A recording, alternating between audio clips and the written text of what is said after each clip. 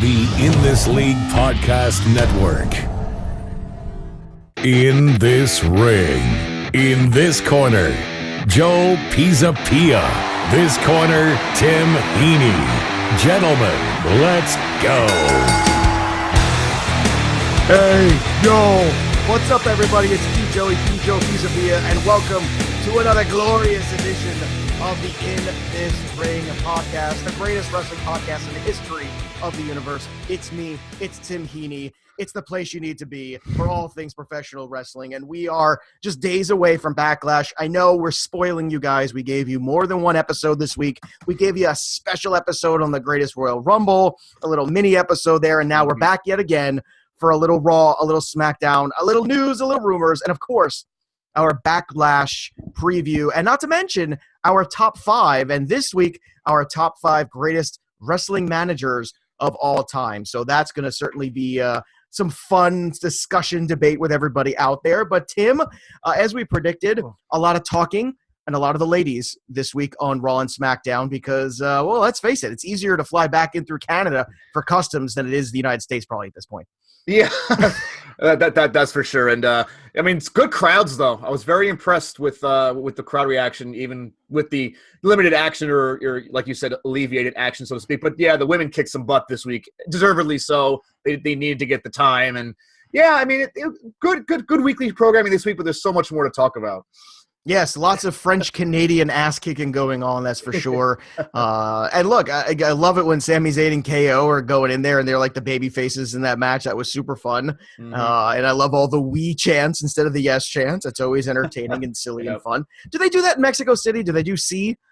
Well, I mean, that was an Alberto Del Rio gimmick thing, so true. But like, I wonder, like now at this point, like if they travel to a Spanish-speaking country, would they do the C when Daniel Bryan comes out, or just do yes? Yeah, I don't know. Probably C. It's a good local touch to do it, I would think. I guess that's what you got to do. I guess whatever translation it has to be, it is, which is good. I mean, you know, Daniel Bryan could sell more T-shirts because I'm sure that's what he needs to do. All right, let's get about 60 of them already, but yeah. Is that all? All right, let's get to the news and notes. Y2J finished with New Japan. Well, ESPN's reporting that basically at this point, Chris Jericho, which is not shocking, but basically he's going to be a free agent wrestler for hire, which is what he should be at this point in his life. I mean, He's no spring chicken. Clearly, we talked about, the promo still there. He's still better than 90% of the rest of the roster, no matter what happens whenever he shows up, even if he's not in shape, which he clearly wasn't. You're a stupid idiot. But at this point in time, I mean, he's been with the company for nearly 20 years. He's been wrestling for probably close to 25, 30.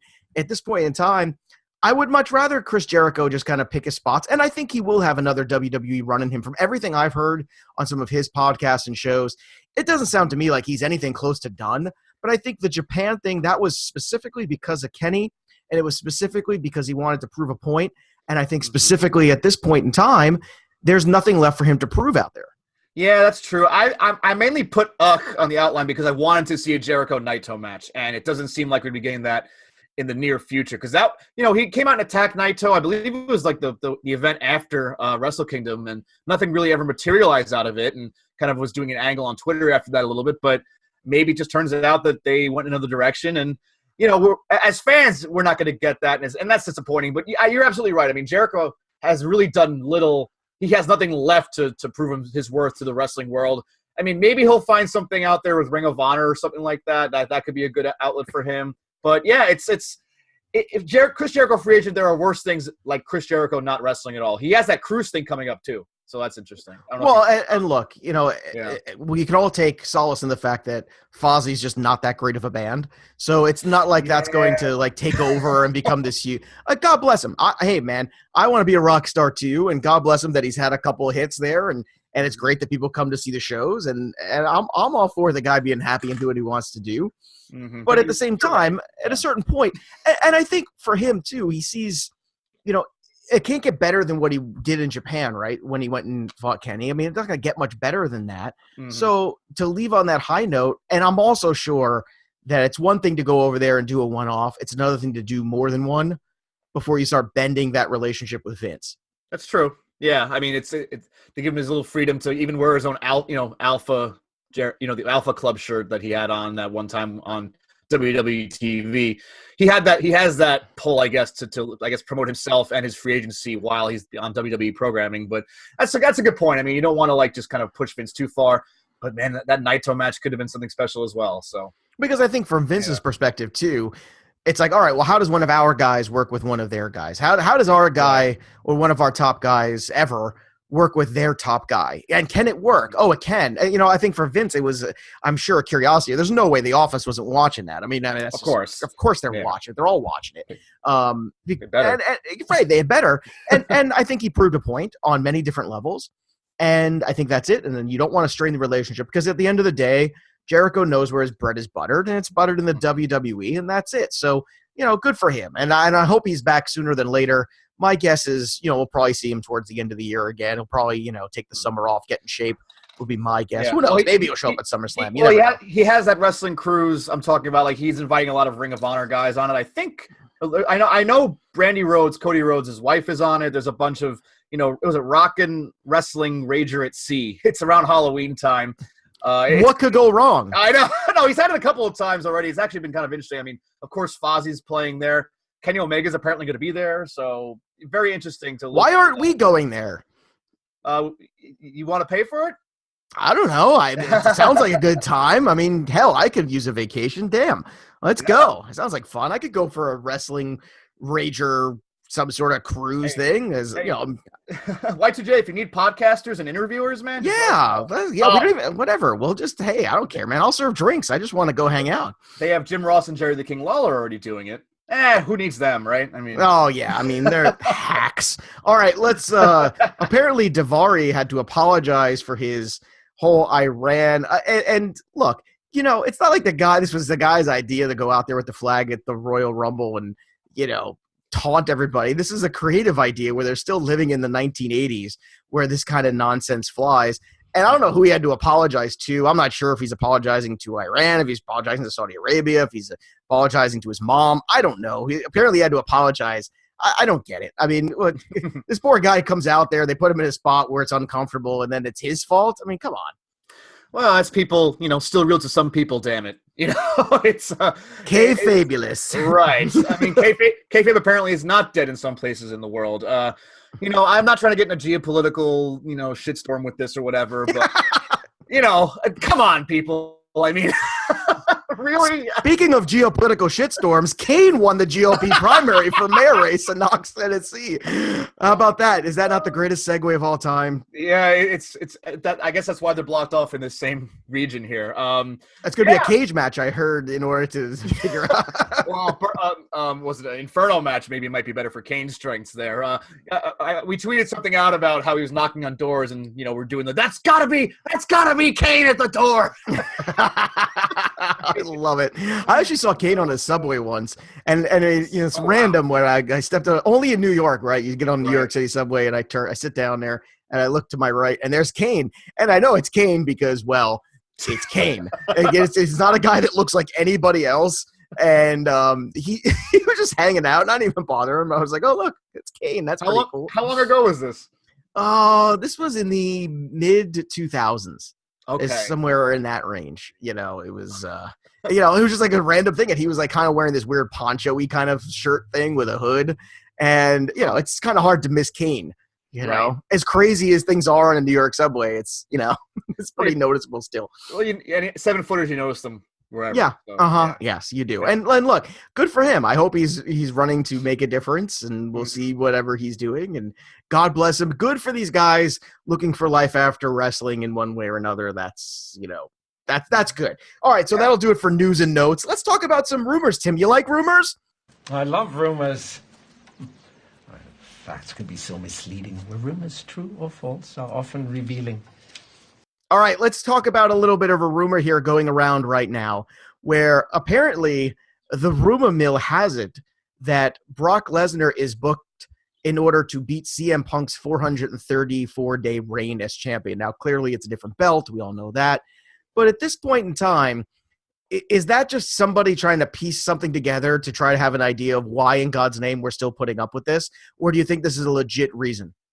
I mean, we all handle rumors in our own ways. I think it makes sense considering WWE has wanted to kind of set new records across the board a little bit. I believe New Day had the tag team title record because Demolition was suing WWE for, class action concussion stuff. And then they kind of wrote AJ Lee out of it, I believe, at one point with Nikki Bella's reign, I thought. So I think there's legs to this one. Take for a grain of salt what you will. I could see them not wanting to have CM Punk on some sort of, high up in the standing of a record reign. Because this isn't even I don't think it's the record for singular reign, is it? I think there's, of course, Bruno Sammartino held the title for 10 years back in the day. I'm guessing that's probably still recognized as it. But is that also the WWF, with when it had 12 W's? Yeah, World Slide Wrestling Federation. I mean, really? I mean, how many W's? I mean, guys, come on. Seriously. But it makes sense that they want to lock in Brock to that, that acknowledgement, having him be this big all this time and then, like I said, CM Punk, they might want to stick it to him, or they might just want to wipe that clean. So I see the logistics of how this one could be played out as a real thing. Now, if he does break that reign, it would be somewhere around June, which would be Money in the Bank, correct? If my timetable is correct there, I believe yes, which would be terrific, because there was nothing I would love more than for not to go into another one of the big four with Brock Lesnar as champ.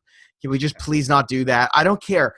And you know what? I said on this podcast on Monday, I think they're setting us all up for this idea that Roman Reigns, by the time he wins, we're all just going to go, yes, finally, and everyone will just stand up because they're just so tired of the back and forth, where it's just some sort of relief coming. And after that, I don't really care what they do. They basically have carte blanche then to do whatever the hell they want, and I don't care, because right now, you and I both know, right now, the main event is Seth Rollins and Finn Balor and whoever they're fighting in the mix or whatever it is. That's the show right now.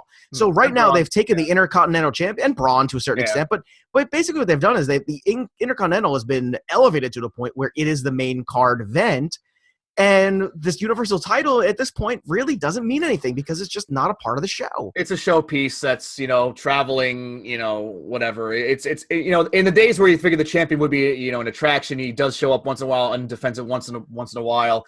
This is more than that. This is just absentee father type of thing going on or whatever. But, and to confirm what you said before, June 12th, I think he'd break the record.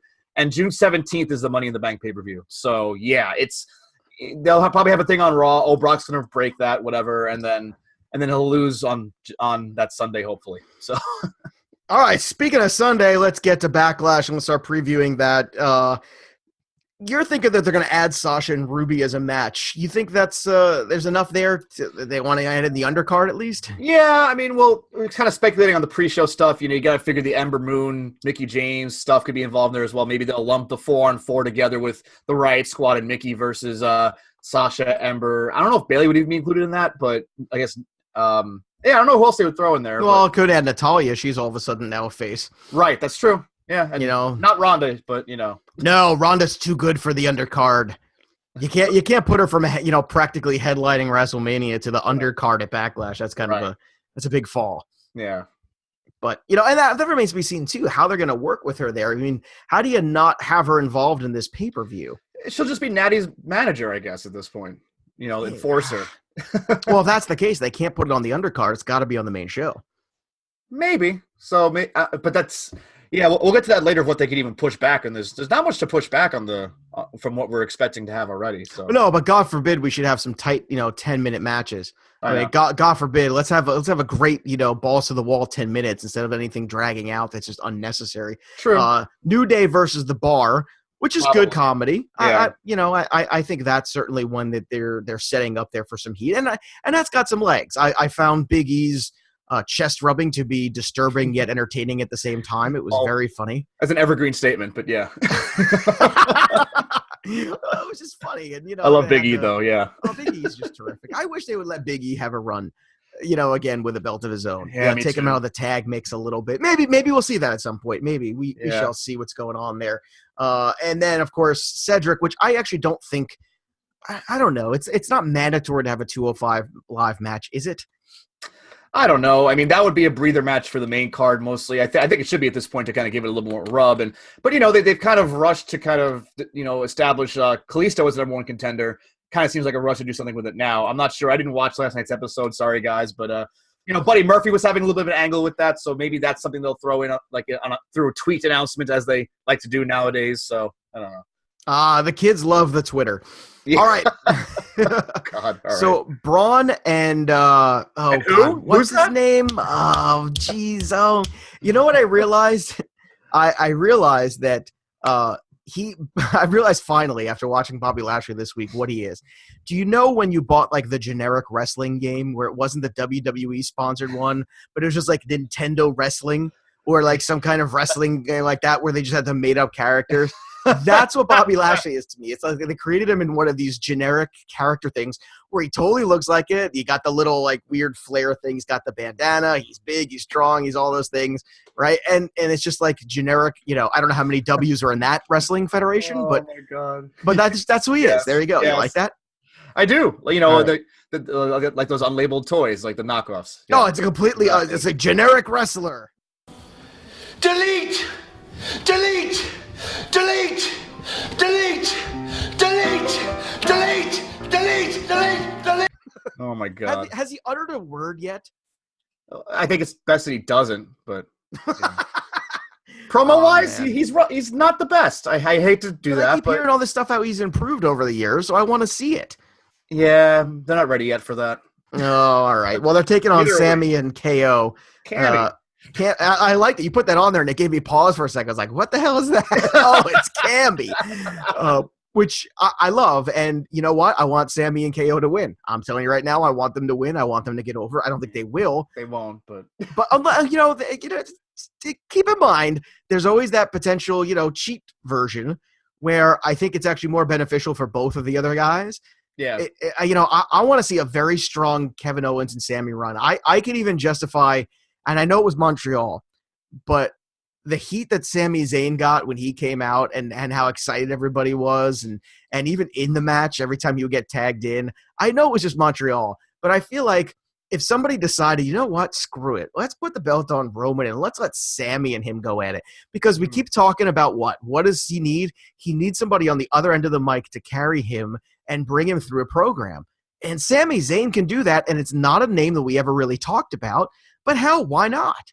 no, absolutely, and he's a great seller, so it'll make Roman look pretty, dominant. Not like he needs to look more dominant, but he'd make the moves look good. He'd give him a shine, and Sami can obviously call a match. We've seen plenty of that, so yeah, I mean that would be a good initial foil for him to work in his first title reign. Not throw him with Seth right away, as great as that would be. Give him a time to kind of get that little bit of a smark cheer back toward him. All right, Daniel Bryan is going to be taking on Big Cass. Now, I don't believe Big Cass will be beating up any dwarfs in this one. I know it was nice to see Hornswoggle get an opportunity at the Royal Rumble. My kids, by the way, were very taken with Hornswoggle. They had no idea what was going on because they don't know who he is, and they were looking at me and like, "What's going on? What's happening?"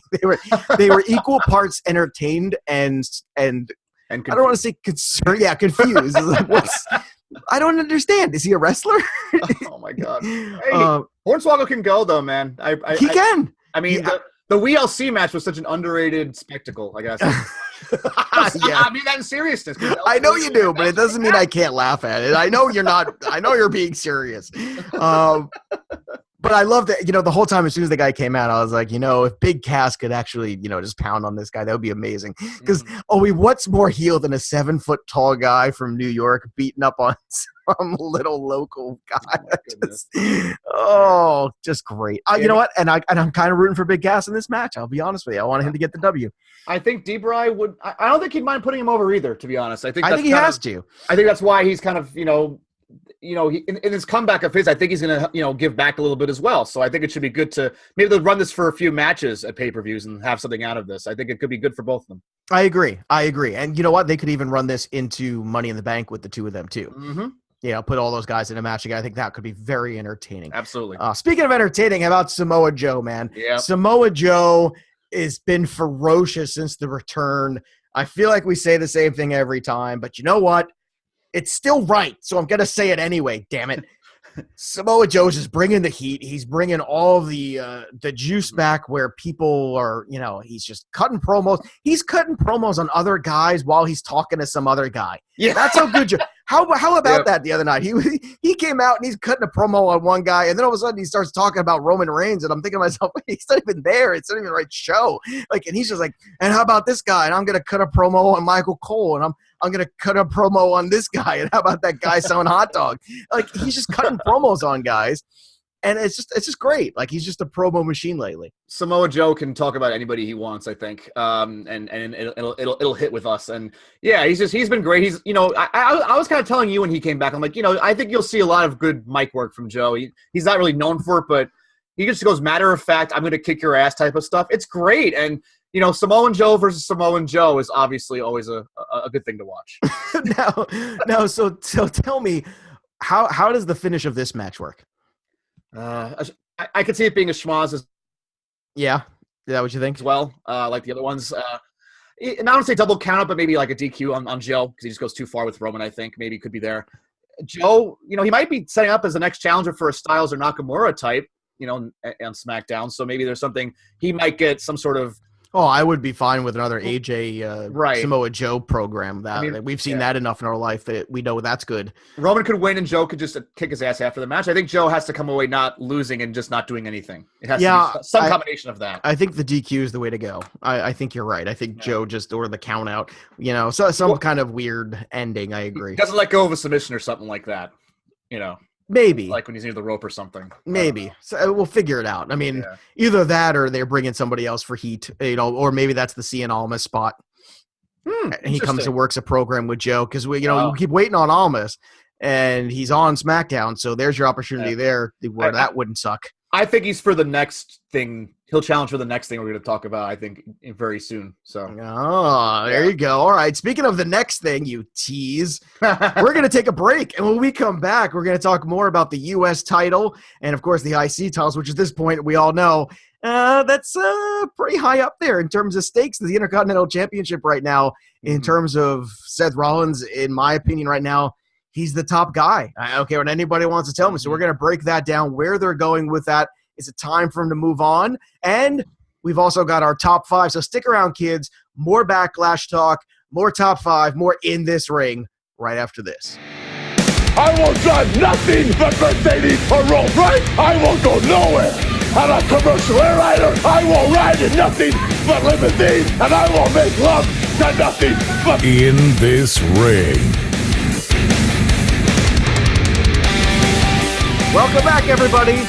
It's In This Ring. Joe Pisapia, Tim Heaney, part of In This League podcast network. Make sure you go check out everything over at inthisleague.com. The baseball, the football, the glory of sports podcasting. Great stuff there from Bogman and Welsh.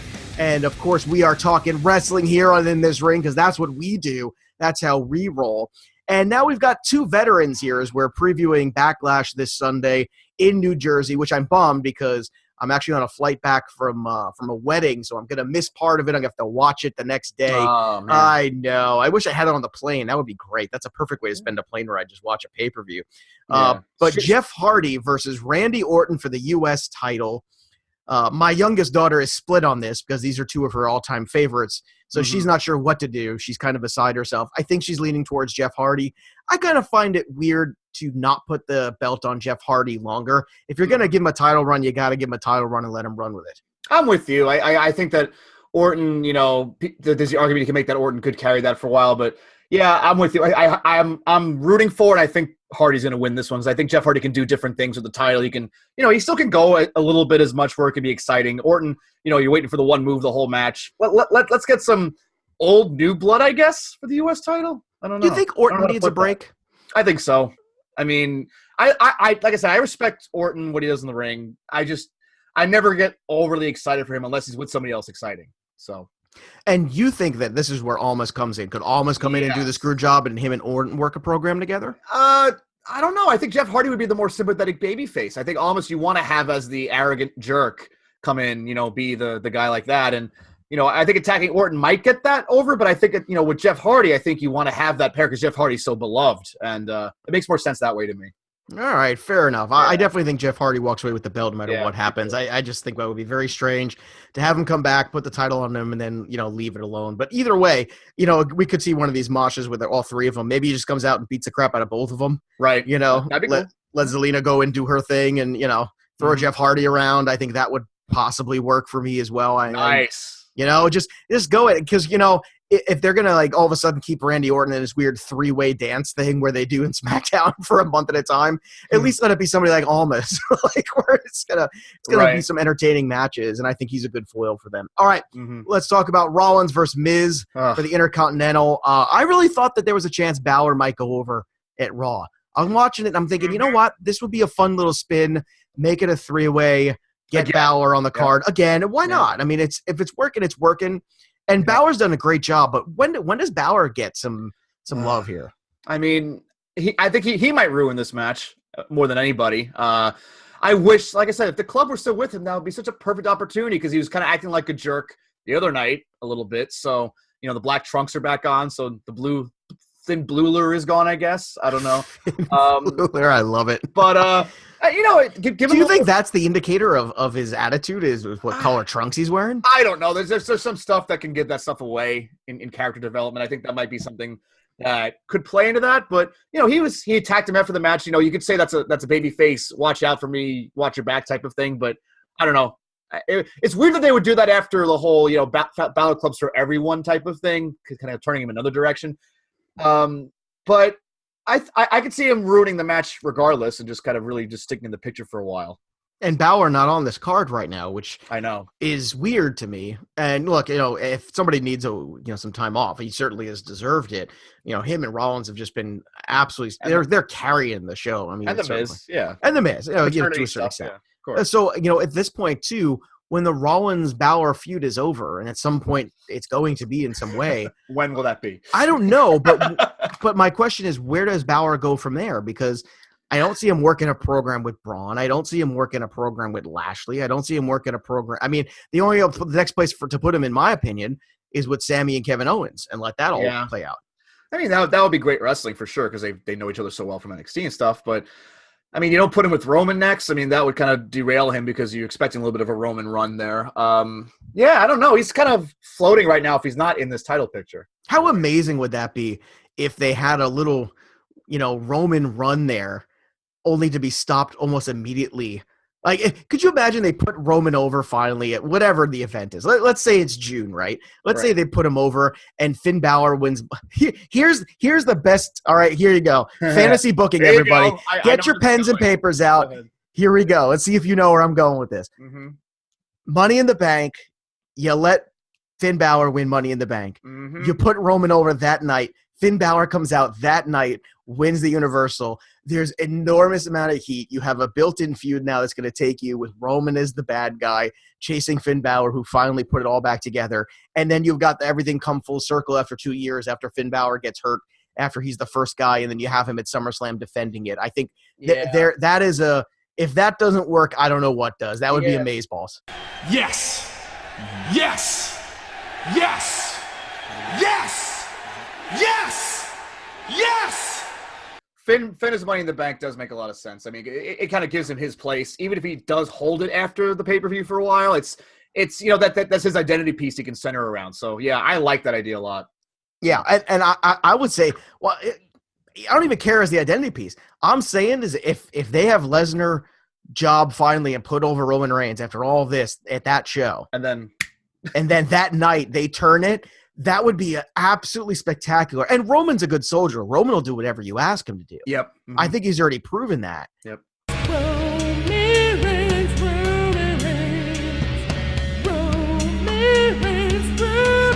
And I think it would be the best thing that could happen, because you basically then went from this moment of, all right, fine, to holy ass, I can't believe what just happened. What? That would be amazing. And then the heat that those two would have going into SummerSlam. And then I don't care if Balor then gives it back up to Roman. That's fine. I don't care what you do then, but at least all of a sudden it's like everything with Roman and Brock then becomes in the rearview mirror. Right. I mean, you just that jolt to a storyline, that jolt to a guy elevating for that's the whole purpose of Money in the Bank. Baron Corbin kind of strung along, and then you made him lose, and they did it with Carmella to some degree, but it was too long. So you need Money in the Bank is basically like a coronation of itself too. So you need to work that way. Well, I hope you're listening. In fact, I know obviously the WWE creative listens to this program. They know that because we've been so ahead on everything here. But, look, we're working a little bit more ahead than usual.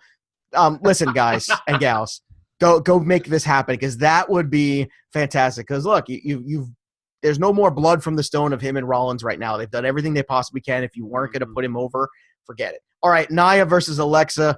I love the Alexa Bliss moment with the Moments of bliss, yeah. The one where she was too short to ride the Rise of Disney World. That was very funny. It's a teacup. You sit in it.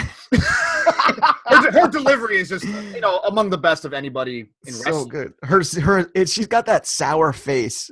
Yeah, it's just totally it's the resting Bliss face, actually. Is that a thing, or did you just coin that? She's hashtagged that before, but it's been made. So. Oh, I'm gonna give you credit anyway. Screw. Thank you. You're welcome. Yeah. So how's this going down here, Nia and Alexa? I think they have to move on from this. I think Nia retains. And Alexa, without the title, it's definitely going to be interesting to see where they go with her. I think they will kind of keep her going with maybe involving herself in Sasha and Ronda Rousey even could be a little bit. And maybe that's like a big victory for Ronda out of the gate is to beat Alexa Bliss. So that's kind of my read on it for the next couple of months or so. But wait, so who's your next person for Nia? I don't know about Nia. See, that's the thing. If she wins, I go, well, who's her next person? Maybe Sasha Bailey get involved in that in a triple threat somehow. All right, you sold me on that. I'm down for that. And that's how they really spurn that feud on. Right. That's kind of one thing, because they're fighting for the title now again, and then they really get vicious with each other. I'm not sure if I like the Bailey heel thing, but, we'll see.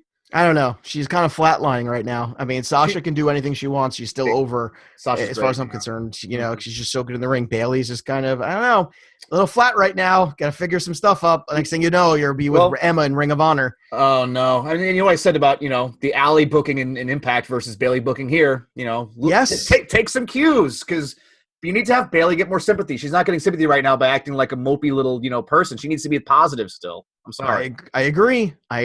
So somebody's got to get negative on her real fast. Mm-hmm. All right, Carmella versus Charlotte.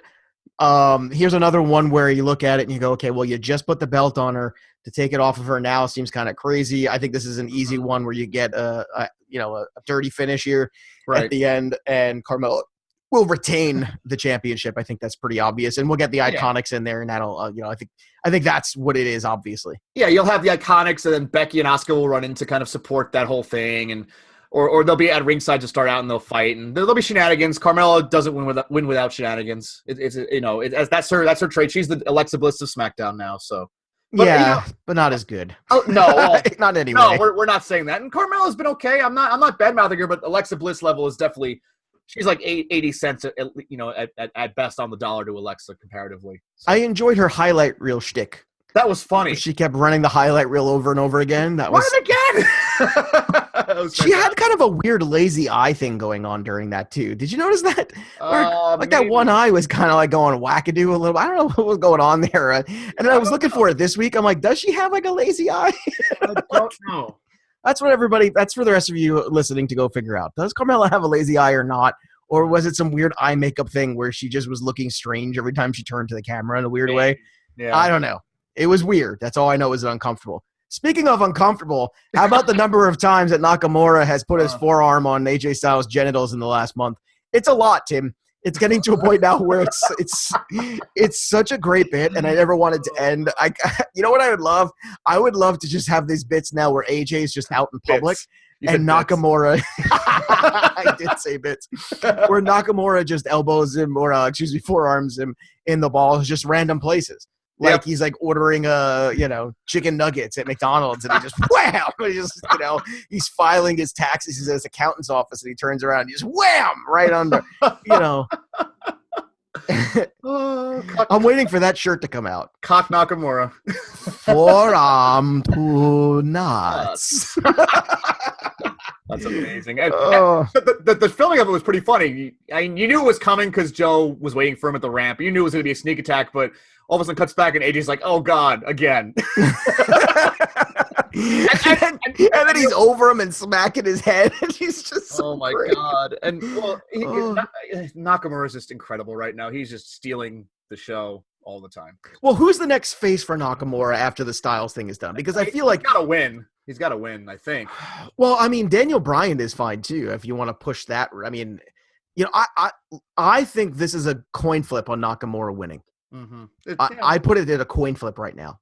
Do you think that? I mean, he has to be fighting for the title at SummerSlam again, right? I mean, if he's not winning this time, he has to come back and get it again, because I think you're pushing this one, I think, to almost its maximum as well when it comes to story. But yeah, I mean, Nakamura, Daniel Bryan could work, and then you put Styles with Joe or something. I don't know. There's. Yeah, I'm fine with Styles and Joe, and I don't care who's doing what for the belt. And the belts are overrated. I don't care about that. I just want to see great matches, and I want to see great programs. And I want to give him credit again too. There's been some really good program work lately. This has been a really excellent program by Styles and Nakamura for the better part of now 2 months. Yeah. And there's been some good programs being worked for the better part of 2 months between Rollins and Finn Balor. And I think that's underrated. It's something you used to see back in the day, whether it be, Flair and Sting or Flair and Steamboat, or, great programs with, Macho Man and Hogan and over the years.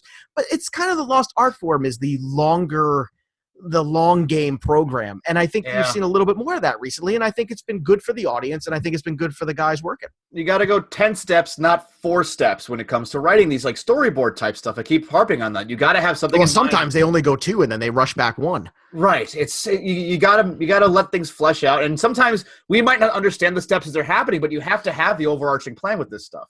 Speaking of overarching plans here, just because I want to put it out there, the Rusev turning on Aiden English tease. Oh, right. Yeah. Mm-hmm. I don't like it. I don't want it. I don't want it to happen. I think he should turn on Lana instead. That's what I think. That'd be great.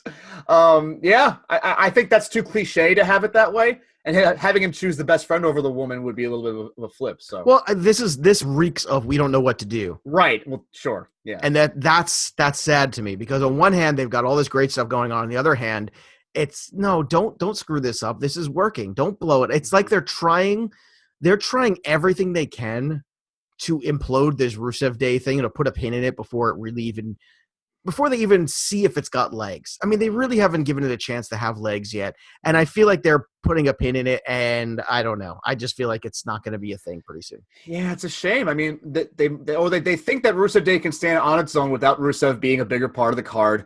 I see that line of thinking. I don't agree with it, because we know Rusev is better than that. We know he can achieve great things if he's given the opportunity, because he's good on the mic. He's very good in the ring, as we've seen. Yeah, I mean, if they don't put him in the U.S. title picture again, there's not really much else to do, and they're going to make this its own storyline, and Lana being involved. Lana's a good performer when they use her right, but I'm not sure if this is going to be that cliche total divas-y crap that they're going to do with it again. Well, if they're going to go the route of they're going to push that friendship to the brink, and then at the end he chooses the friendship over the woman, that would be pretty hilarious. That would. I don't know how you end it with that. I don't know how you do it, but you're in a bad spot here. If this is where you're going, I'm telling you right now, you're going to put a pin in it. And if he doesn't have his guys singing for him before he comes out, and he doesn't have his hype man, I don't think Rusev Day is the same. And I think you're going to see him just he'll be gone in 6 months. Yeah. He's going to be wallowing in the mid card if he continues this. Loses edge without Aiden English. And I never thought I would say that about Aiden English. As much as I liked him as a competitor, he has such an important role now. So yeah, it's a thing. Let it be a thing. Right. It hasn't even scratched the surface of, I think, where it could go. For God's sakes, leave it alone. Let it continue to be a thing. Don't blow it up yet. It's a terrible idea. Don't like that tease. It's a great shirt. It's a great selling shirt, I would imagine. So, yeah. I guess. I guess. All right. It's that time, boys and girls. It's time to make a list. All right. These are our top 5 greatest wrestling managers of all time. Obviously, the wrestling manager is something you don't see as often nowadays. You see it a little bit here and there. You've seen it a little bit in the NXT world of late, and obviously Paul Heyman still continues to work. But the wrestling manager was a staple of the 60s and the 70s, even into the 80s, a huge part of the 80s, covering the great-looking wrestler who couldn't talk to save his life. And you know what? Sometimes that was okay. You could get away with it, especially back in the day. And some of these guys, some of these names you're going to hear, and some of these women names as well, just carried these talents all the way to glory, many of them. And it's a lost art form. They created so much heat. They created different ways of ending and changing matches. So let's start with you, Tim. Give me your top 5 favorite wrestling managers of all time. As most top 5s we do are, this one was very, very difficult to even just squeeze that 5th person in. Top 10s are always easier with this stuff. So number 5 took me a while. I went through a bunch of names, but then I eventually settled on Sensational Sherry Martel. she's managed some amazing people in her time, when she was, with us. Randy Savage, Ted DiBiase, Shawn Michaels, Harlem Heat. That was a great WCW one we were trying to think of before. And, great wrestler in the ring on her own part, is, when the women were kind of making their name for themselves earlier in, the territorial stuff. And she added something to the match. She could take a bump. She was shenanigans based, and she was probably one of the standards for the valet for sure. Number 4, going with Jimmy Hart. He was all over the place, being a babyface, managing Hogan and Savage, and Hart, even with the Hart Foundation, I believe he was with for a while. And he kind of hopped over everything. And the megaphone being his trademark, fantastic, prop to really gain attention and distract people, WWF and WCW style. Number 3, Paul Bearer. You talk about people who couldn't talk. The Undertaker in his early days, especially, and even later on, people can argue, not the best on the mic if he wasn't doing a canned segment backstage. Paul Bearer, utterly memorable, Percy Pringle in his long career. Did wonders for Undertaker, even Mankind and Kane when he would turn on the Undertaker.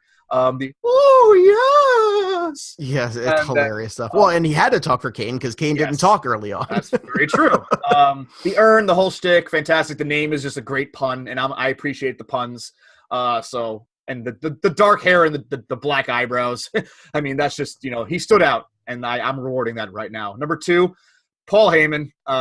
Can't really argue his place in the top 3. Versatile, done it for so many people, ECW, the Dangerous Alliance in WCW, including Stone Cold. He helped really bring the best out of Stone Cold when they did work together for promos. And, of course, CM Punk, Paul Heyman. I'm going to overlook the Curtis Axel stuff because I don't know if he could even save that. But, Heyman, one of the best talkers in the history of wrestling. And number 1, I think, is the best talker of all time in wrestling, is Bobby Heenan. The Heenan family, the brain stuff, helped Andre turn heel effectively. We talked about him a couple weeks ago. Bobby the Brain just personified everything great with comedy and talking. And he made careers with his abilities. And, he passed away recently. That was a guy that, everyone missed because he's just so hilarious and so smart, so witty, probably one of the best commentators of all time as well. So, unquestionably, Bobby the Brain Heenan, number 1 for me. Yeah, it's hard to argue with that. We have some turnover on that list in terms of overlap. I've got J.J. Dillon at number 5, just trying to represent the old school a little bit in terms of that real feel manager kind of thing, when you go through there and the people that he worked with and how important it was with the 4 Horsemen and all of that. And, it's great to have Flair, but he brought something else to that table there. And I think that's something to not forget. And J.J. Dillon's presence there in that group was very important. My number 4 is Jim Cornette, another guy more from the territories and from the Southern wrestling. But, I'm definitely a mark for the old Jim Cornette stories. Mm-hmm. He is a cantankerous SOB, but funny as hell. He still makes me laugh, and I can understand why some people absolutely can't stand him and why some people love him, but I think that means that you know how to do your job, and obviously managed some of the great tag teams. Pretty much anybody with the name Express, he managed at some point. Jimmy Hart is my number 3. The megaphone shtick was good, and I like the versatility there. The guy who could go back and forth between managing the heels and managing the baby faces, that's tough. Mm-hmm. I think that's a hard one. My number 2 is also Paul Heyman. Just terrific. And look, he deserves an Academy Award for carrying Brock Lesnar this long too. Just, oh God, I'm so over it. I'm just so done. And of course, my number 1, Bobby Heenan as well. Bobby Heenan, one of the all-time great characters in wrestling. He's almost like the Bob Uecker of wrestling, just a joke a minute. Mm-hmm. Always had great stuff on the microphone. Always had great stuff when he was calling matches. And you could put him in any circumstance, and it was just money, no matter what was going on. Yeah. So some of the honorable mentions we had Paul Ellering. We also had Miss Elizabeth, Mr. Fuji, Classy, Freddie Blassie, Captain Lou Albano. I put Slick on there. Mm-hmm. You got to put Sunny just because I like saying her name and, remembering how delightful she was back in the day. But, well, she's had a hard life, let me tell you. It's not easy, that's for damn sure. But look, the manager, I think a forgotten, lost art form. I thought they might go that way with Paige and give her an opportunity to really do that, old school wise. Instead, they gave her this other role on SmackDown as GM, which I think is working out well. But you know what? They might be served at this point to bring in a couple personalities for some people that need a personality. Right. And we'll see if they listen. We see Zelina Vega doing wonders for almost his career now. So there you go.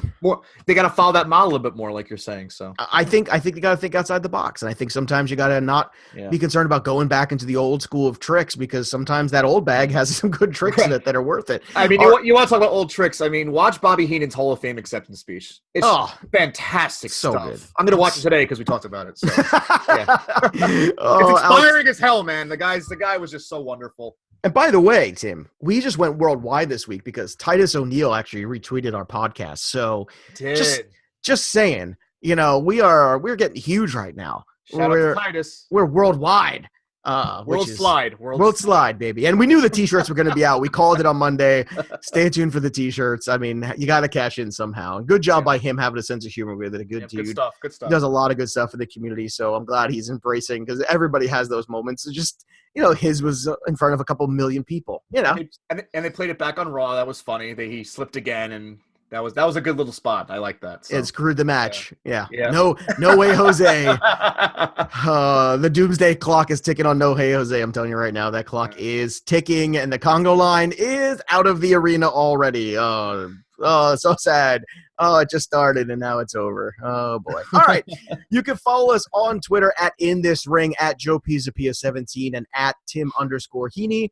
And of course, listen to everything on inthisleague.com.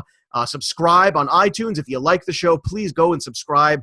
Give us a 5-star rating. Write a comment about how fantastic and hilarious and knowledgeable and handsome we are. Because guess what? It helps. It helps us. And we want to go to the top, because it's not good enough to be mid-card for us.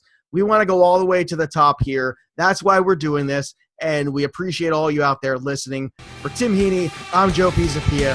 And remember, kids, to be the man, you gotta beat the men. And we are the men. Woo! Will you stop?